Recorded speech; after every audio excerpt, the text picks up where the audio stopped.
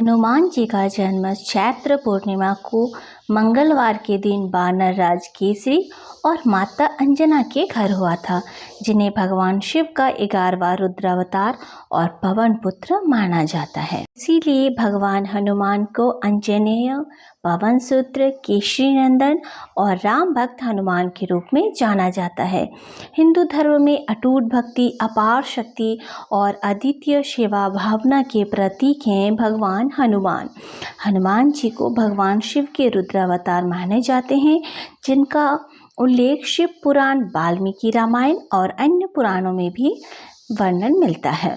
हनुमान जी के जन्म की एक बहुत ही प्रसिद्ध और पौराणिक कथा है कि एक बार जब राजा दशरथ पुत्र प्राप्ति के लिए यज्ञ करवा रहे थे, तो अग्निदेव से मिली खीर को राजा दशरथ ने अपनी तीनों रानियों को बांट दिया। कैकेयी को जब खीर मिली तो चील ने झपट्टा मारकर उसे छीन लिया और अपने मुंह में लेकर उड़ गई। उड़ते उड़ते रास्ते में जब चील अंजना माता के आश्रम से गुजर रही थी, तो माता अंजना ऊपर की ओर देख रही थी और भगवान से प्रार्थना कर रही थी और उनका मुंह खुला हुआ था। उनके मुंह खुले होने की वजह से खीर उनके मुंह में गिर गई, जिनको उन्होंने गटक लिया। इससे इनके गर्भ में शिवजी के अवतार हनुमान जी आ गए और फिर उनका जन्म हुआ। इस कार्य को करने में वायुदेव ने मदद की, इसीलिए उन्हें वायुदेव का मानस पुत्र यानी पवन सुत हनुमान भी कहा जाता है। इसके अलावा एक दूसरी पौराणिक कथा के अनुसार एक बार जब दुर्वासा ऋषि स्वर्ग के राजा इंद्र के बुलाने पर इंद्र की सभा में पहुंचे, तो पुंजिक स्थली नामक एक अप्सरा ने सभा में बेवजह देवगणों का ध्यान भटकाने की कोशिश की। इससे नाराज होकर ऋषि दुर्वासा ने पुंजिक स्थली को बंदरिया बनने का श्राप दे दिया। जब रोते बिलखते हुए पुंजिक स्थली ने क्षमा याचना की, तो ऋषि दुर्वासा ने उसे अगले जन्म में बंदरों के राजा केसरी की पत्नी होने और रुद्रावतार बजरंगबली की मां होने के सौभाग्य प्राप्त होने की बात कही। वाल्मीकि रामायण के अनुसार महाराज केसरी बृहस्पति पुत्र थे और उनका विवाह अंजना देवी से हुआ था, जो पिछले जन्म में वही अप्सरा थी और उनके गर्भ से ही हनुमान जी का जन्म हुआ है। हनुमान शब्द में ह ब्रह्मा का, नु अर्चना का, माँ लक्ष्मी का और न पराक्रम का अंश दर्शाता है। हनुमान को सभी देवताओं से शक्तियाँ प्राप्त है। वे सेवक और राजदूत के अलावा नीतिज्ञ, विद्वान, रक्षक, वक्ता, गायक, नर्तक, बलवान और बुद्धिमान भी हैं। संगीत के क्षेत्र में भी उनकी श्रेष्ठता के कारण ही वे शास्त्र संगीत के 3 आचार्यों में से एक हैं।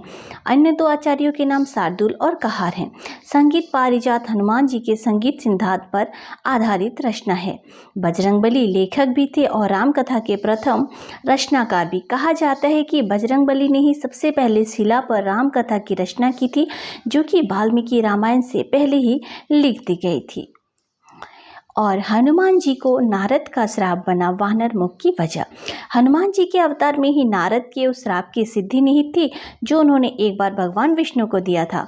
कथा कुछ ऐसी है कि जब नारद जी ने एक राजकुमारी पर मोहित होकर उससे विवाह करना चाहा और नारद जी अपने रूप को निखारने के लिए भगवान विष्णु के पास गए, तो भगवान विष्णु ने उन्हें वानर का चेहरा दे दिया।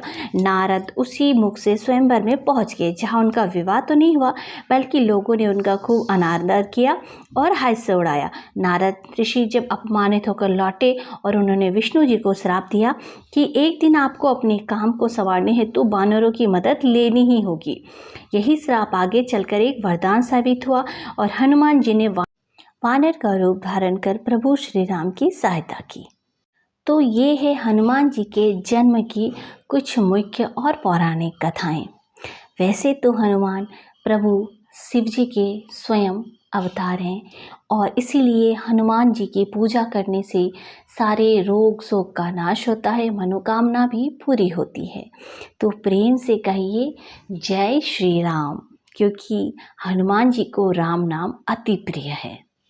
ऐसे ही और भी पौराणिक कथाएं जानने के लिए चैनल को सब्सक्राइब कीजिएगा, वीडियो को लाइक कीजिएगा, शेयर कीजिएगा, ताकि सभी को भगवान हनुमान जी के जन्म की कथा के बारे में जानकारी मिल सके।